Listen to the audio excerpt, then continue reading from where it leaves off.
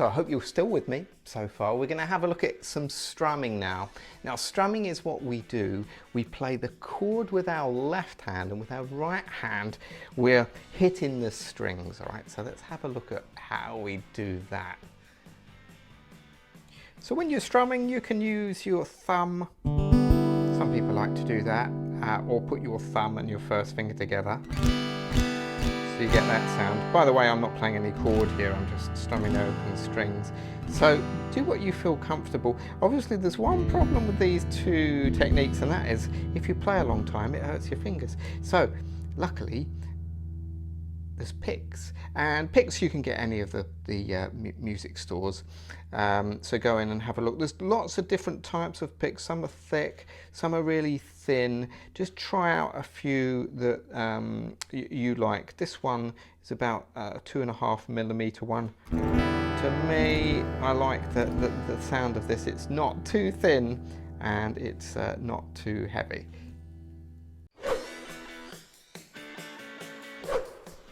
So what I'm going to do is I'm just going to play an E minor chord, and I'm just going to do the kind of strumming that we're going to do in our chord lessons, which is to say I'm just going to strum once. And the reason for this is if you can strum your chord once, you can hear if everything's ringing or not, right? So if I was to count in, if I'm going 1, 2, 3, 4, 1, 2, 3, 4, 1, 2, 3, 4, 1, 2, 3, 4. One last one. 1,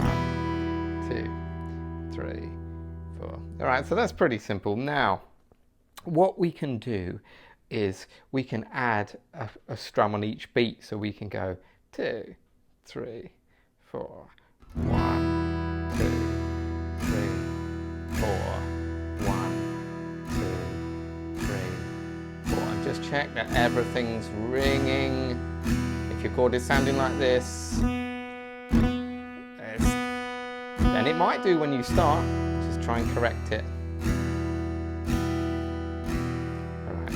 Now the next thing you can do, if you're counting, is you can go 1 and 2 and 3 and 4 and. So what you're doing there is you're adding the upstroke. This might feel a little uncomfortable at first. So you're going 1 and 2 and 3 and 4 and.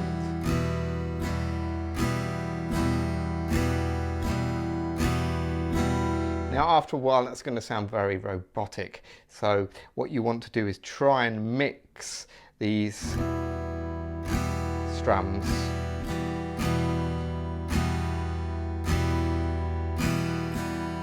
with the other one. So what I was doing there was, if I was counting, that would be 1, 2, 3 and 4. 1, 2, 3 and 4. Now I know what you're thinking, we haven't done this E minor chord yet, but that's alright. You can zip ahead if you like to the chord section, just have a little go to learn this chord and then come back. So once you get used to that idea of strumming on the beat, you can do a few more interesting things. I'm just going to do this with the E minor chord again. It's a little thing I called a scratch. I'll just show you what I mean. So you're going.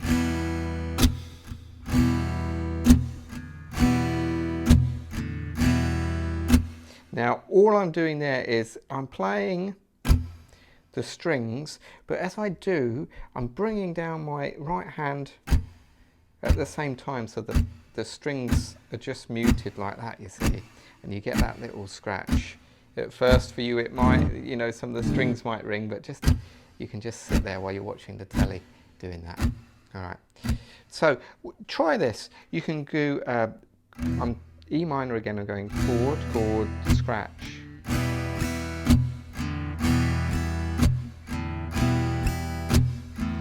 And what you want to do here is try and get a good distinction between the chord ringing and your scratch, all right? So we've got.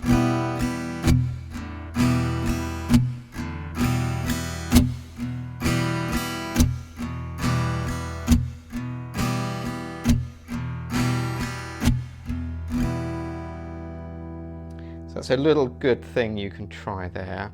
Another thing you might want to do, as I mentioned before, is just kind of see if you can mix things up. So if you're playing 2, 3, 4 and 1, 2, 3, 4, and you can muck about where you put the upstrokes. So for example, if you think you could have a possibility of 8 notes in total, 1 and 2 and 3 and 4, and if you did that the whole song, your audience will fall asleep. So what you could do is try and muck about, see if you can leave certain notes out. So let's leave out, say, the and of 2. So if we go 1 and 2 and 3 and 4 and 1 and 2 and 3 and 4 and 1 and 2 and 3 and 4 and 1 and 2 and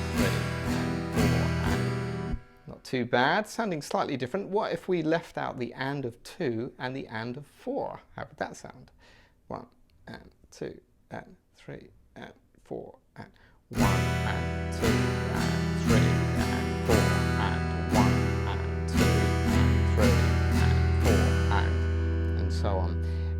Then what you can do, if you're really getting good, you know, is you can put the scratch where you left out the bars there. So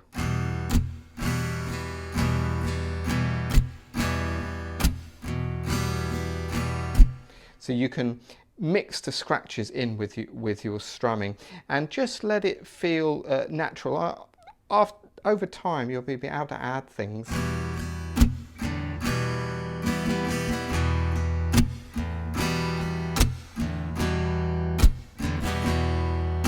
And it will feel natural to you. All right, hope you did all right with that.